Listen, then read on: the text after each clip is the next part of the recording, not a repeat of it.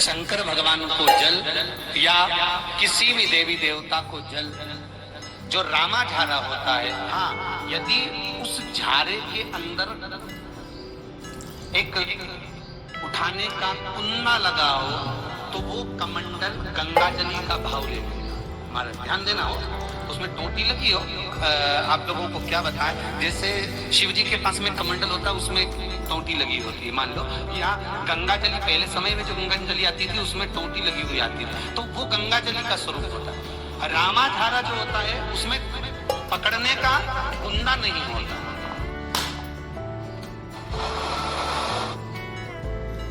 रामाधारा से जल शंकर को जो चढ़ाया जाता है उसमें हमारे पुण्य की क्षीणता रहती है महाराज, उसका कोई फल नहीं है।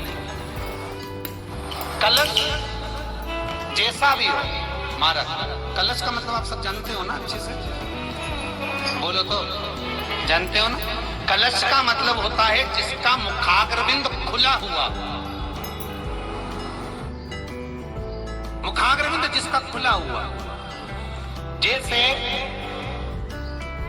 एक और सरल भाषा में समझो, अब आप लोगों को तो मालूम है कि नहीं मालूम, पर पुरुष वर्ग ये अच्छे से जानता है। जब मुर्दे को आग लगाई जाती है, अंतिम संस्कार किया जाता है, तो जो विद्वान होते हैं वो खड़े होकर कहते हैं कि इसके शरीर पर जितने बंधन बंधे हो सब खोल दिए जाए। यहाँ पर है कि नियम की नहीं पता नहीं, पर जितने उसके शरीर पर बंधन होते हैं, कहीं मोली बंधी हो, नाड़ा बंधा हो, माला बंधी हो, सबको तोड़ दिया जाता है। उसको अंतिम संस्कार करने से पहले उसके सारे बंधन खोल दिए जाते हैं। क्यों? वो बंधनों से मुक्त होकर फिर जाए तो दूसरी बार संसार सागर में बंधे ना। इसलिए हमारे यहाँ हिंदू धर्म में कलश की महत्वता देते हुए अग्नि पुराण में, विष्णु पुराण में स्पष्ट किया गया और गर्ग संहिता के अंतर्गत कहा गया कि कलश से, जिसका मुख बड़ा होता है, ऐसे कलश से भगवान को जब जल चढ़ाया जाता है, भगवान को जब स्नान कराया जाता है, भगवान को जब अर्घ दिया जाता है, तो जैसे ही पात्र जल चढ़ाने का खाली होता है, भगवान अपनी दृष्टि उस जल पात्र में देता है और उस पात्र को धन और वैभव से भर देता है। इसलिए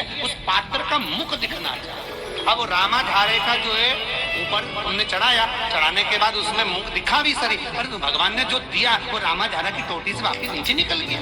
अब मिला तो पुण्य कुछ नहीं, उसकी पुण्यता नहीं।